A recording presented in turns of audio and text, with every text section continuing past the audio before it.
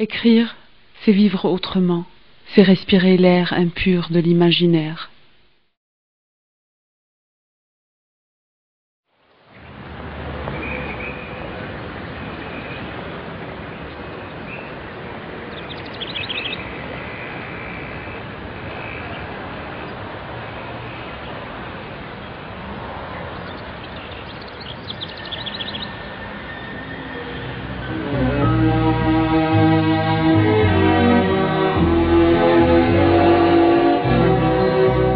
Votre fille a 20 ans, que le temps passe vite, madame hier encore.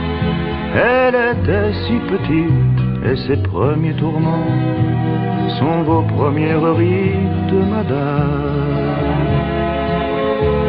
et vos premiers soucis. Chacun de ces 20 ans, pour vous à compter double, vous connaissez déjà. واليوم من باريس نهار جميل جدا، نهار مهم. عندنا موعد مع الكاتب الفرنسي العالمي مارك ليفي اللي رح نكتشف سوا قصة حياته. اليوم هو الكاتب الأكثر مبيعا بالقرن ال21، كتبه مترجمة إلى أكثر من 45 لغة. خلينا نعرف شو سر نجاحه. يمكن يكون سر نجاحه هو إنسانيته، هو كمان تواضعه، وأيضا الصدق اللي عنده إياه كإنسان وككاتب.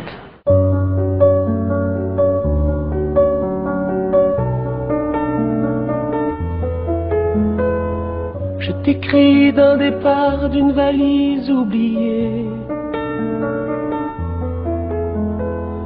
Je t'écris d'un lac blanc où ce couple patine. Je t'écris d'un désert où l'épave d'un bateau se souvient de la mer. Je t'écris d'une terre où des maisons... Marc Lévy, merci de nous rencontrer à Paris. Merci à vous. Ça me fait plaisir de vous revoir à Paris après Beyrouth. À la sortie demain de votre 13e roman « Et si c'était à refaire », tout le monde vous connaît, tout le monde vous aime, surtout au Liban. Oui. Parlez-nous un peu de votre enfance. Écoutez, j'ai passé les 7 premières années de ma vie à Paris, et puis ensuite on est parti vivre dans le sud de la France, dans une petite ville qui s'appelle Beaulieu-sur-Mer, où j'ai grandi et où j'ai fait mes études primaires. Puis à mon grand désespoir, on est revenu à Paris quand j'avais, je crois, 12-13 ans, et là j'ai fait mon secondaire à Paris. Et puis ensuite, je suis rentré à la Croix-Rouge quand j'avais 18 ans. J'ai passé 6 années à la Croix-Rouge. Et puis, à 24 ans, je suis parti aux États-Unis et j'ai créé avec quelques copains une société d'images de synthèse. C'était les tout débuts de l'informatique, vraiment les tout débuts. On était des pionniers. Mais c'était passionnant, c'était une époque très joyeuse dans la Silicon Valley. C'était vraiment quelque chose d'assez extraordinaire à vivre. Qu'est-ce qui vous a poussé à quitter Paris pour aller vers les États-Unis? Bon, il faut se remettre dans le contexte des années 80, c'est-à-dire qu'à l'époque, il y avait une très très grande différence de modernité entre l'Amérique et la France. Aujourd'hui, c'est plus du tout le cas. Mais moi, quand j'avais 24 ans, en France, il y avait 3 chaînes de télévision, il n'y avait pas de radio libre. Aux États-Unis, il y avait 100 chaînes de télé. Les Américains avaient un demi-siècle d'avance, qui s'est d'ailleurs complètement comblé. Aujourd'hui, la modernité française et parfois même surpasse la modernité américaine. Mais à l'époque, il y avait une différence de vie. Et puis je suis parti là-bas parce que comme un marin part en mer pour pêcher, parce que c'est là-bas que se trouvaient les technologies et les technologies naissantes. Il n'y avait pas d'autre endroit dans le monde que dans la Silicon Valley. Comment était votre relation avec vos parents, votre père, votre mère, votre petite famille? Très tendre et très importante pour moi. J'ai une admiration sans limite pour mes parents et une reconnaissance sans limite pour ce qu'ils m'ont apporté, puis une grande admiration pour l'homme et la femme qu'ils sont, l'un et l'autre. et une reconnaissance éternelle pour ce qu'ils nous ont transmis à ma sœur et moi, pour les valeurs qu'ils nous ont communiquées, pour leur amour, leur générosité. Ils ont été toute ma vie des modèles, vraiment des modèles de vie, humainement. Ce sont des gens qui nous ont élevés, mes parents nous ont élevés dans la tolérance, dans l'amour de la différence, dans l'intérêt des autres, en nous apprenant toujours avec beaucoup d'humour et beaucoup d'amour à s'intéresser beaucoup plus aux autres qu'à s'intéresser à nous-mêmes. Il y avait beaucoup d'humilité dans notre famille et beaucoup d'amour, et mes parents, mon père a 89 ans, je donnerai pas l'âge de maman parce que ça ne se fait pas, mais mes parents s'aiment depuis 55 ans et je ne les ai jamais entendus se disputer, ou ils sont aussi amoureux qu'ils l'étaient quand ils avaient 20 ans, et ça a été toujours quelque chose de formidable. De magique. De magique à voir, oui, absolument. Ça soude beaucoup la famille. Ouais. En plus, c'est une image vers l'idéal, quelque part, qu'on garde. Ça fixe la barre très haut, oui. La barre très haut. Sachant que votre papa a écrit un roman, un seul roman, oui, mais qui a beaucoup de valeur. Pourquoi a-t-il écrit seulement un roman ? Papa a été un grand résistant pendant la Deuxième Guerre mondiale, et comme beaucoup de résistants, il a été extrêmement pudique après la guerre, il n'a jamais voulu en parler. Bon. Et d'ailleurs, il nous en parlait même pas à nous. Et puis les années ont passé, et 30 et quelques années après, je crois beaucoup poussé par ses amis, il a décidé d'écrire ce roman, et comme il était trop pudique pour l'écrire au premier degré, il a écrit un roman très Woody Allenien, qui porte un nom imprononçable, qui s'appelle Schwarzenmurz ou l'esprit de parti, qui raconte finalement la vie accidentelle d'un résistant qui fait de la résistance sans le faire exprès. Et c'était un livre extrêmement bien écrit et qui a beaucoup marqué le paysage littéraire français quand il est sorti, je crois en 1977.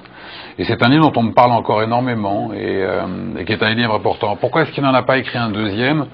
Parce qu'il est très pudique et qu'il s'est dit qu'il avait tout dit dans ce livre-là et qu'il n'a jamais voulu en écrire un autre. Je crois que ça lui avait demandé un effort terrible de rouvrir ces portes-là et de reparler de tout ça, et qu'il n'a pas eu envie de continuer. C'était peut-être une façon de faire sortir tout ce qu'il avait, une certaine autothérapie après avoir vécu la guerre. Peut-être, oui. Est-ce quelque part parce que votre papa était auteur que vous avez commencé à écrire, ou vous êtes inspiré par d'autres auteurs, par autre chose ? Non, je crois pas que ça soit parce que mon père a été romancier lui aussi que je me suis mis à écrire. Moi, je me suis mis à écrire parce que je bégayais à l'intérieur. C'est que je veux dire par là que j'ai toujours été habité par une très grande timidité et une très grande pudeur qui m'empêchait de dire à voix haute les choses.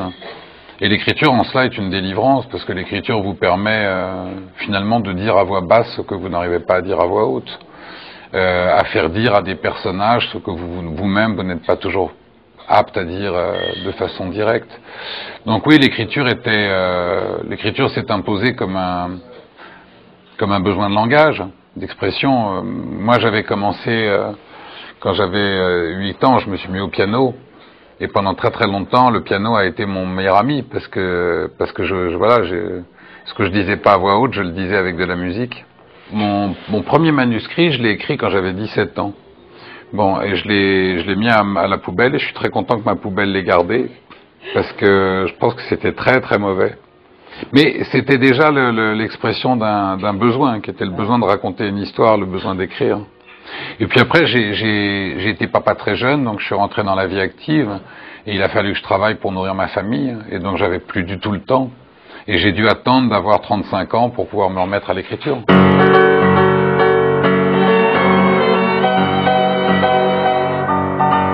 Dire sì, dire mai, non è facile, sai. And all the world around you seems to slip and disappear. ماكليفي هالاسم العالمي اللي اكتشفنا قد ايه متعلق بالقيم اللي اهله ربوه فيها، اهله اللي من بعد فوق ال50 سنه عايشين سوا وبيحبوا بعضهم. وبيو الكاتب كتب كتاب، ولكن ماكليفي اليوم بروايته رقم 13 اللي رح نكتشفها حصريا بهالحلقه، ولكن من بعد هيدا البريك.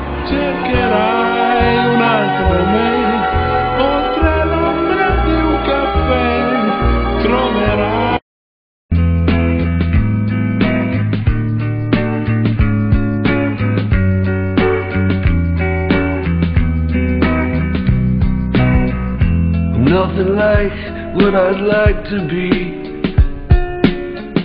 I'm nothing much, I know it's true. I like the style and the pedigree. And my chances. Parlons de l'amour, surtout que l'amour est vital, sachant que vous vous êtes mariés 2 fois.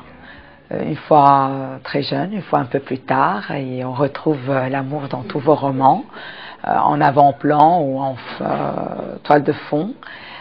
Quelle est la différence entre aimer très jeune, aimer quand on est plus mature, et se marier très jeune ou se marier quand on a déjà plus de 30 ans? Ah non, mais je crois que la sincérité n'a pas d'âge. Je crois qu'en matière de sentiments, on est tout aussi sincère à 18 ans ou à 19 ans qu'on ne l'est à 35, à 40 ou à 50. Je crois que l'amour n'a pas d'âge, la sincérité amoureuse n'a pas d'âge. Je pense qu'avec les années, on apprend à être moins égoïste, surtout. On apprend, voilà. Et un jour, j'ai demandé comme ça à mes parents, puisque voilà, ça fait tant d'années qu'ils s'aiment et tant d'années. Et j'ai demandé un jour à mes parents, mais c'est quoi la recette? Parce que c'est quand même extraordinaire, vous êtes ensemble depuis plus de 50 ans, vous marchez toujours main dans la main, vous n'arrivez pas à vous séparer 10 minutes l'un de l'autre. C'est quoi? C'est juste un don du ciel? Et mon père m'a dit, écoute, il n'y a pas de recette en amour, mais il y a une chose que je peux te dire, c'est qu'une grande histoire d'amour, c'est la rencontre de 2 donneurs. Et j'ai jamais oublié cette phrase. Et je crois que l'amour, c'est de donner. Sans compter ce qu'on va recevoir derrière. Et donc je crois que la sincérité reste invariable. Moi, vous savez, je me souviens de mon petit garçon qui en a maintenant 23 et qui un jour était rentré de l'école à 8 ans et m'avait dit qu'il était amoureux. Et il y avait une sincérité. Il faut pas rire quand un enfant vous dit qu'il est amoureux, parce qu'il y a une sincérité, il y a une vérité absolue. Et je crois vraiment que cette sincérité est la même à travers les âges. Mais, avec l'âge, on apprend à être moins égoïste. Et donc, on a plus de chances que ça marche. Vous étiez papa assez jeune. Et là, vous êtes un père aussi d'un garçon de 2 ans. Quelle est la différence entre être un papa jeune et un papa quand on a déjà l'âge double? Écoutez, alors au niveau de la quantité d'amour, il n'y en a aucune. Au niveau de l'émerveillement, de l'impérieuse nécessité d'aimer, de l'ébahissement, ça ne change rien. La seule différence, c'est que c'est plus effrayant à 20 ans. Parce qu'on n'est pas, enfin moi j'avais pas 20 ans, j'en avais 27, mais parce qu'à 27 ans on n'est pas encore construit, on n'a pas construit sa vie et qu'il y a une urgence de construire sa vie qui vient se télescoper avec l'urgence de construire la vie de son enfant, parce que quand on a 27 ans, la vie est souvent beaucoup plus précaire, beaucoup plus compliquée, mais moi il s'est passé quelque chose à la naissance de mon premier enfant, c'est que j'ai compris à la seconde où il est né que la chose la plus importante qui allait être dans ma vie, c'était d'être un père. Et ça a immédiatement changé tout mon système de valeurs. C'est-à-dire que ça devenait la priorité de ma vie, c'était d'être le père de mon enfant. Et tout le reste passerait après. Et je vais vous dire, franchement, je me moque complètement de savoir si j'entrerai dans la postérité en tant qu'écrivain, c'est le dernier de mes soucis. Mais la chose qui compte le plus pour moi au monde, c'est de pouvoir me dire à la fin de ma vie que j'ai été un bon père. C'est vraiment la chose qui compte le plus. Ce qui est extraordinaire, c'est que l'amour n'est pas quelque chose qui se divise, hein. C'est quelque chose qui se multiplie. Ouais. Et quand on a un deuxième enfant, on divise pas la quantité d'amour, on la multiplie. Et on retrouve autant d'amour et c'est quelque chose de merveilleux. Vous vivez à New York la plupart de votre temps, vous écrivez beaucoup, vous travaillez beaucoup, mais est-ce que vous avez du temps à consacrer à votre famille? Je vais vous dire, le plus grand cadeau que m'ait fait la vie d'écrivain, c'est d'avoir pu voir mon fils grandir. Parce que je travaillais à la maison. Et donc, j'étais toujours là quand il rentrait de l'école. Et franchement, on m'a souvent demandé si je rêvais d'un prix littéraire, et j'en ai jamais rêvé, parce que le plus grand prix que l'écriture pouvait me donner, c'était ça. C'était d'avoir été tous les soirs à la maison quand mon enfant rentrait, de lui avoir préparé son petit déjeuner tous les matins, et voilà. Et ça a été le plus beau cadeau que la vie d'écrivain, d'avoir pu travailler à la maison. Qu'est-ce que New York vous a apporté que Paris ne vous a pas donné? Encore une fois, il y a plein de façons d'écrire, il y a plein de sujets d'écriture. De par l'éducation que j'ai reçue de mes parents, écrire sur moi-même ne m'intéressait pas du tout. Je ne m'estimais pas être quelqu'un de suffisamment intéressant pour ennuyer des lecteurs à leur raconter, vous voyez, ma vie, mon moi existentiel.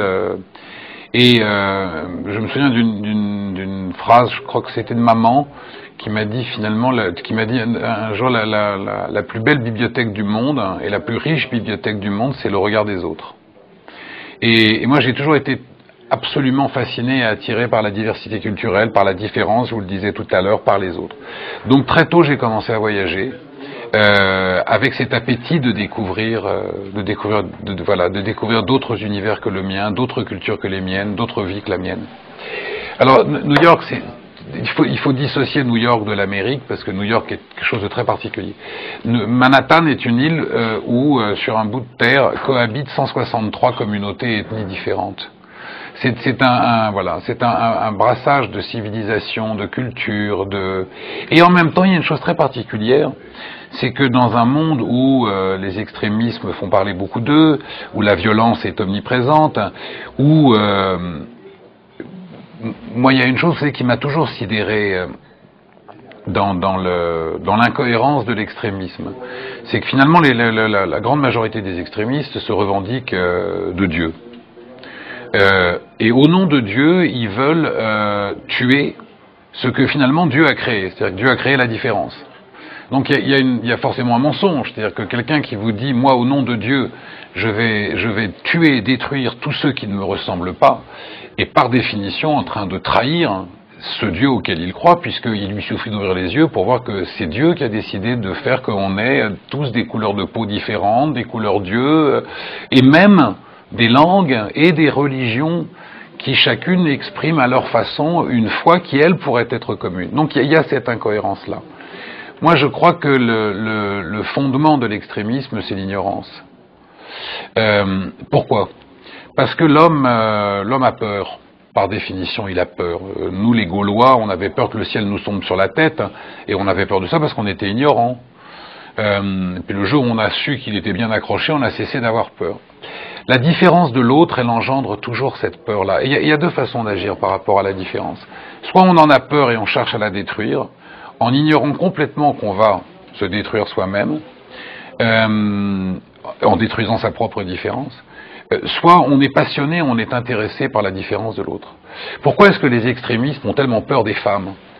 C'est formidable, je veux dire qu'on voit bien dans les religions extrémistes, que ce que je parle d'ailleurs à la fois, que ce soit les juifs ultra-orthodoxes ou les ultra-islamistes, ils ont une peur bleue des femmes.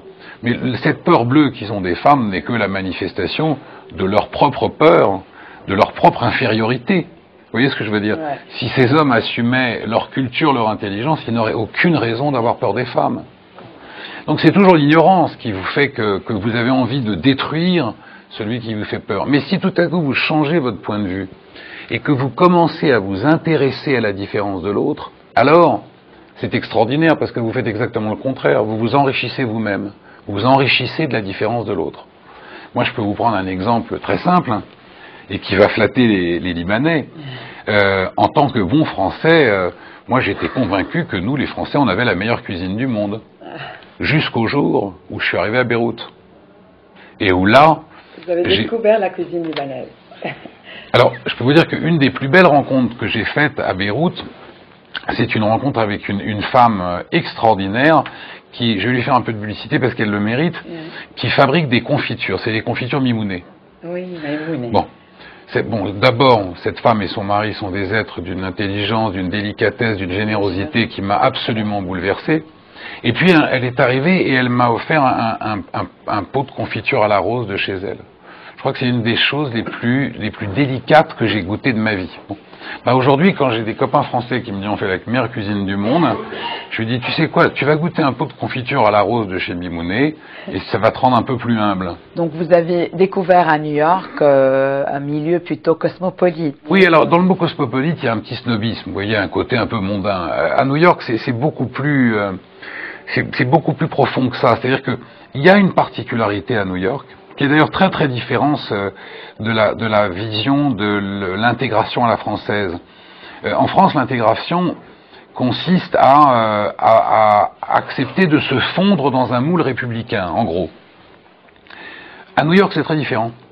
L'identité new-yorkaise, c'est ce patchwork de toutes les cultures, où on veut surtout que vous gardiez vos spécificités, on veut surtout que vous gardiez ce qui vous fait tel que vous êtes, mais on veut que vous ameniez votre culture pour contribuer à la construction de cette culture et de cette identité new-yorkaise.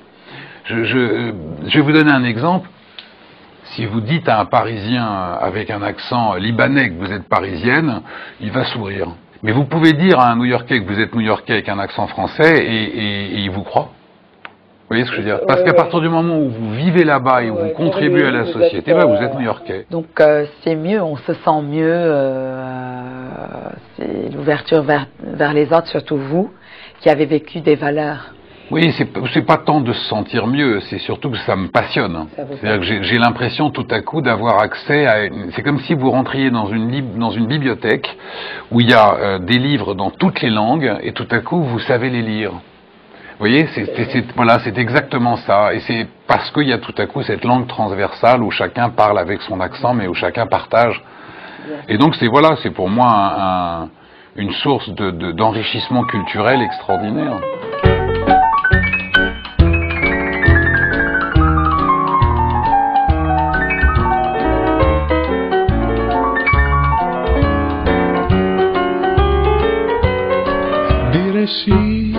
Dire mai non è facile, sai. And all the world around you seems to slip and disappear. Io non so più chi sei, non mi importa chi sei. من ليل نيويورك لليل باريس الليل ما بيخلص مع الأضوية وين ما كان والضوء ساطع على ماك ليفي اللي ما بتهمه المادة وما بيهمه انه يكون الكاتب الاكثر مبيعا بالقرن ال21 بس بيهمه انه اللي بيحبهم يكونوا حواليه ويكونوا بصحة جيدة. رح نكتشف اكثر عن هالانسان المميز ولكن من بعد هالبريك الاعلاني. Se mi fermo un attimo io non so più chi sei.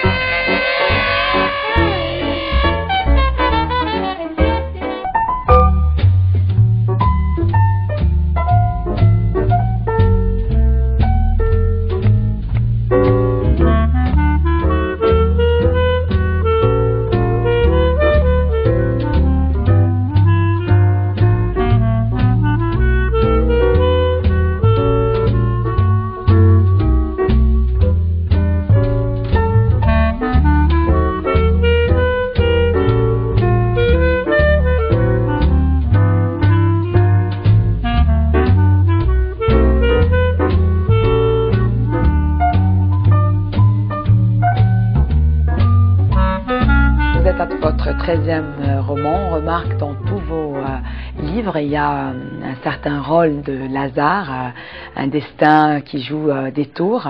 Est-ce vraiment une réalité des choses que vous vivez vous-même?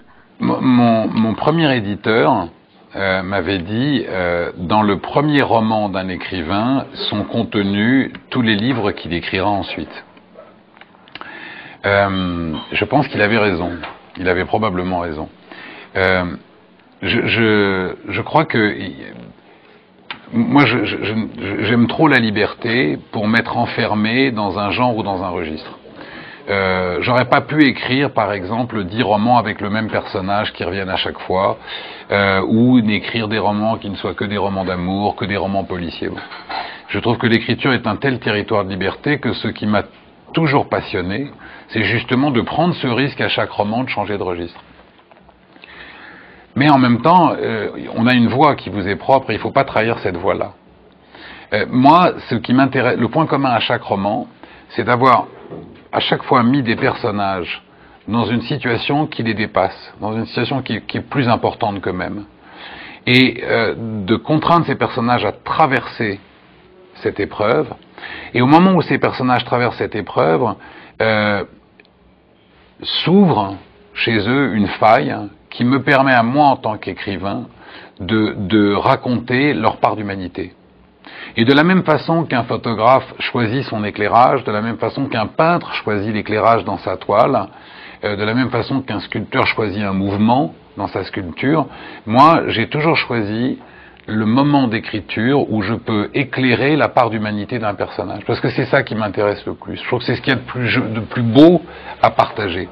Donc oui, mes personnages ont toujours eu des fractures, des failles, se sont trouvés parfois parce que je trouve que la dérision est délicieuse, et donc parfois j'ai poussé le bouchon jusqu'à mettre mes personnages dans des situations absurdes ou improbables, comme dans mon premier roman où voilà, il y a cette femme qui est dans le coma et qui n'est vue que d'un seul homme.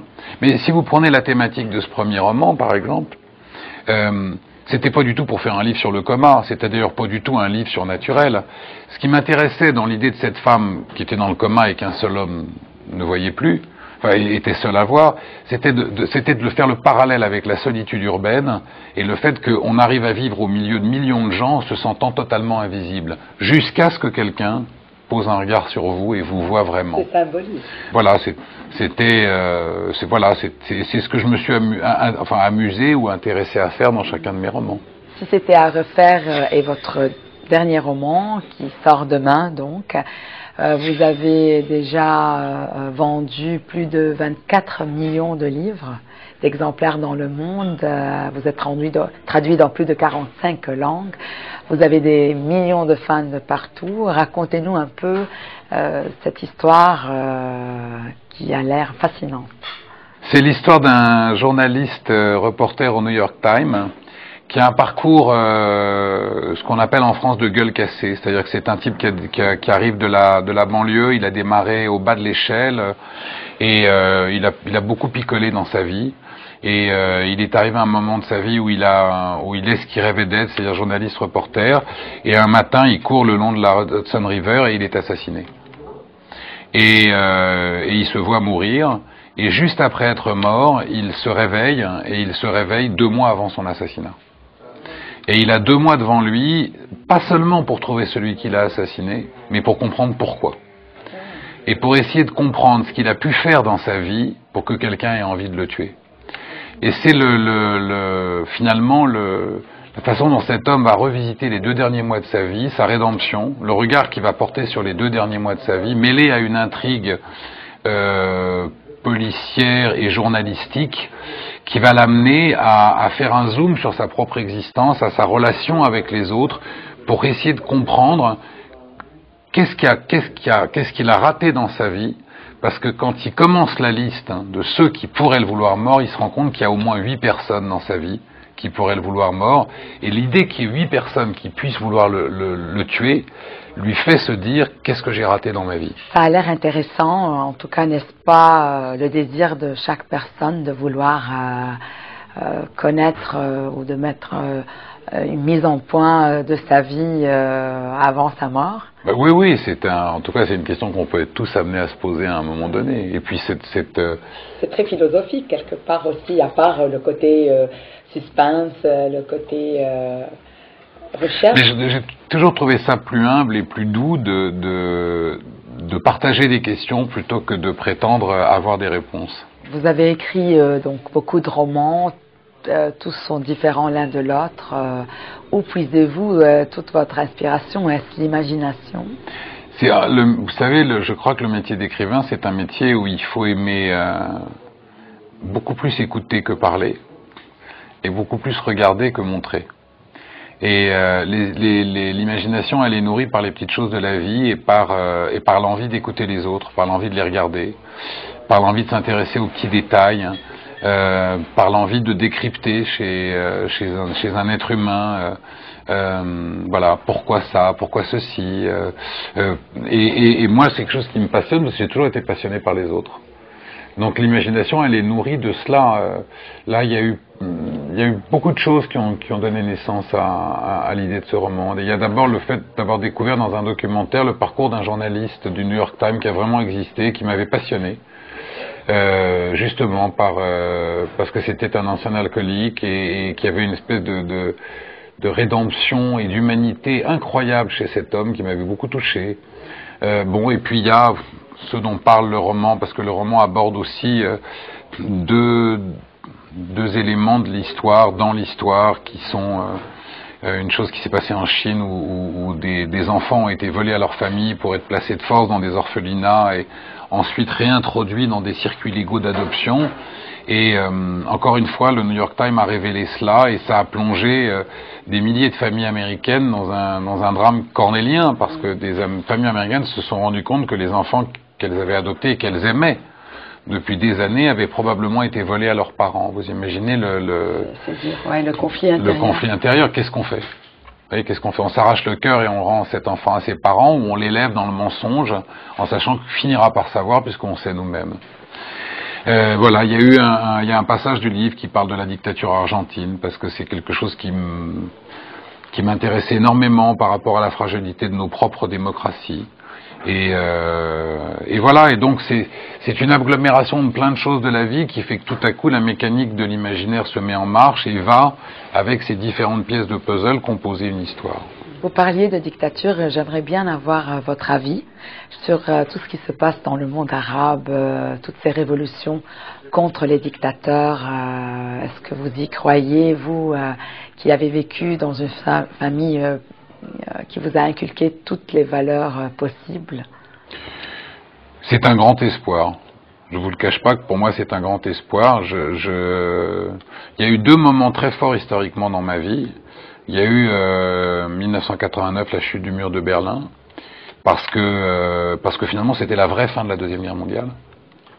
Et puis la libération des peuples de l'Est, de la dictature communiste, et puis les printemps arabes. Et même au-delà des printemps arabes, de façon beaucoup plus importante, la fin de l'impunité accordée aux dictateurs.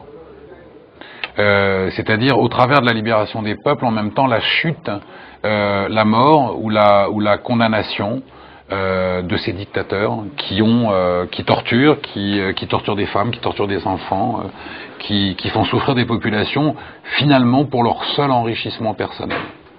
Et il en reste encore quelques-uns et j'espère que je les verrai tomber de mon vivant. Et j'ai beaucoup d'admiration pour ces peuples qui résistent au prix de leur vie. Je suis moi-même fils d'un résistant qui s'est battu, qui a connu la famine, qui a connu l'emprisonnement, qui a connu la torture, qui a connu la déportation, qui s'est évadé et qui a lutté contre la barbarie et contre la dictature. Et je vais vous dire une chose que je serais heureux de partager avec tous ceux qui souffrent en ce moment. Je pense notamment au peuple syrien. Le printemps revient. Le printemps revient. Et mon père m'a dit un jour, tu sais, la vraie victoire, elle est arrivée après la guerre. La vraie victoire, ça n'a pas été d'avoir vaincu l'ennemi. Ça n'était que le début de la victoire. La vraie victoire, ça a été d'être capable, en dépit des souffrances que nous avions subies, d'être capable d'aimer, de se marier, d'avoir des enfants et de n'avoir jamais été départis de notre humanité. Et voilà, et j'espère que bientôt le peuple syrien sera libre. En tout cas, nous l'espérons tous et on espère que ce printemps durera éternellement. Et j'espère aussi que ce printemps ne sera pas confisqué. C'est très important aussi, parce que l'histoire des révolutions montre que malheureusement, bien souvent après des révolutions, les démocraties installées sont par jeunesse extrêmement fragiles. Comme on est fragile quand on a 18 ans et qu'on aime. Et très souvent, les pays connaissent un épisode dramatique de confiscation de leur démocratie. Comme la France en 1789 a connu une terrible période qu'on a appelée la période de la terreur. Voilà. Et ce que j'espère beaucoup, c'est que les printemps arabes ne reverront pas un hiver avant qu'un autre printemps revienne et que les populations, avec aujourd'hui l'information qui circule et l'éducation dont elles peuvent jouir, verront ces printemps devenir des étés. En tout cas, on l'espère aussi, on espère que ce printemps durera éternellement.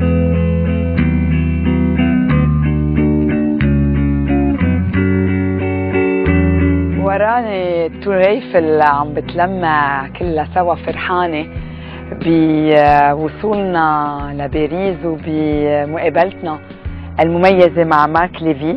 مارك ليفي اللي عنده علاقة مميزة وخاصة بلبنان وباللبنانيين، بحبهم كتير وبحب الأكل اللبناني. خلينا نعرف أكثر عن هالموضوع ولكن من بعد هذا البريك. I see you with your man, your eyes just shine while he stands tall and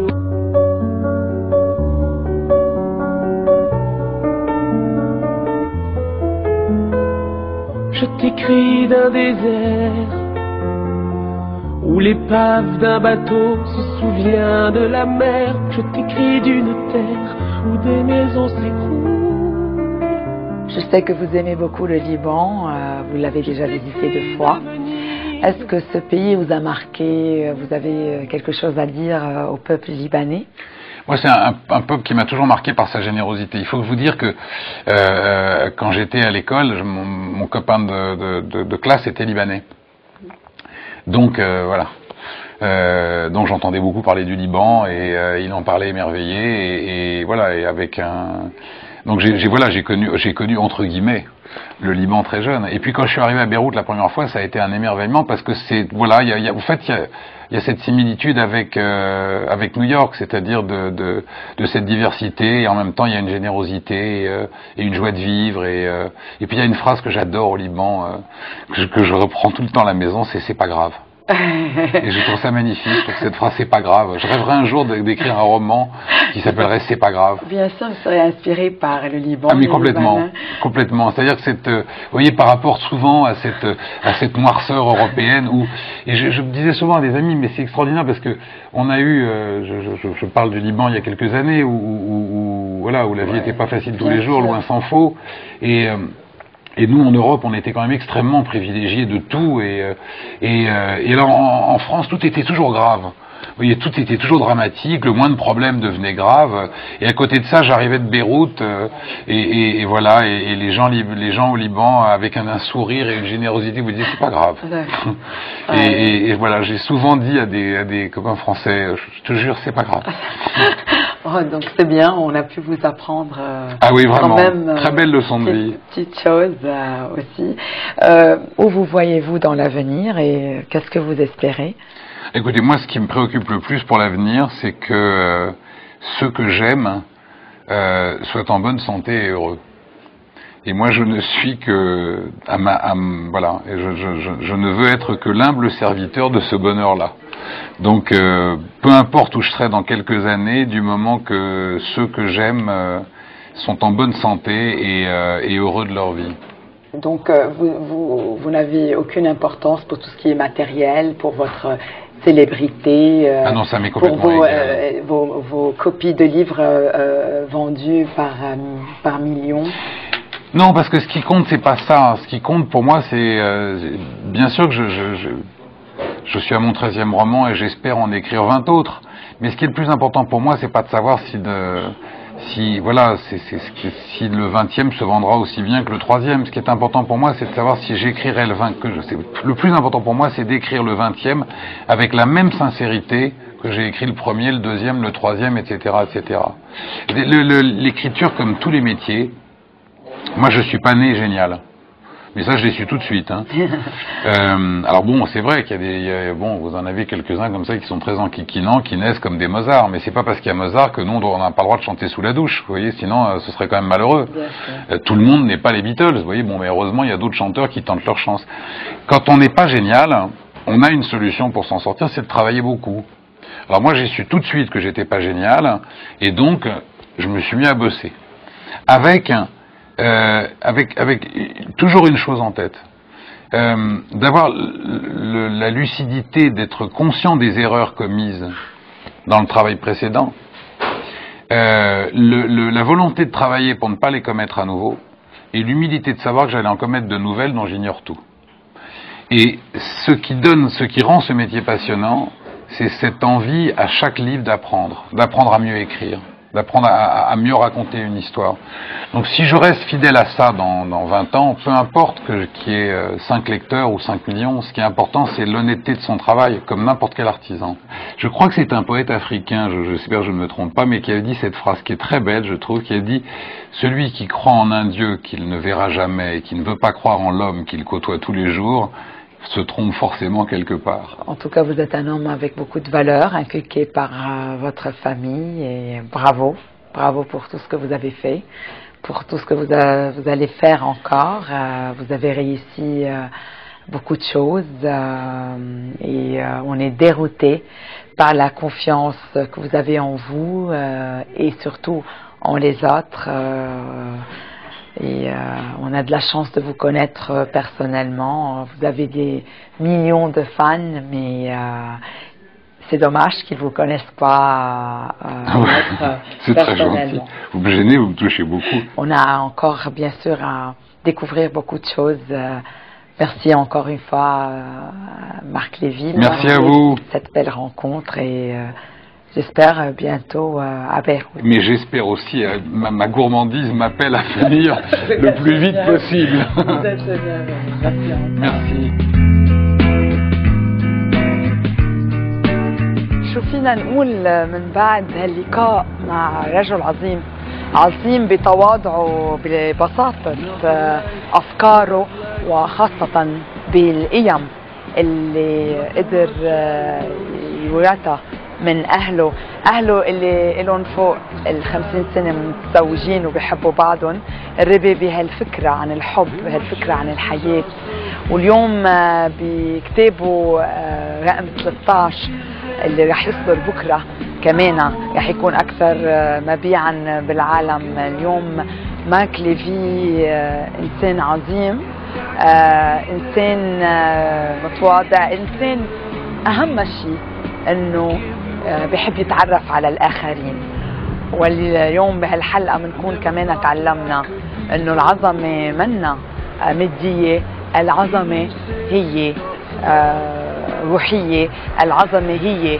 بالأخلاق وكمان بالقيم بهالحلقة الرائعة أنا بودعكم من قلب باريس وإن شاء الله نشوف بعضنا قريبا.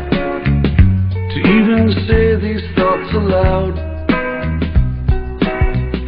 but if let's say it won't work out, you know where I can be found.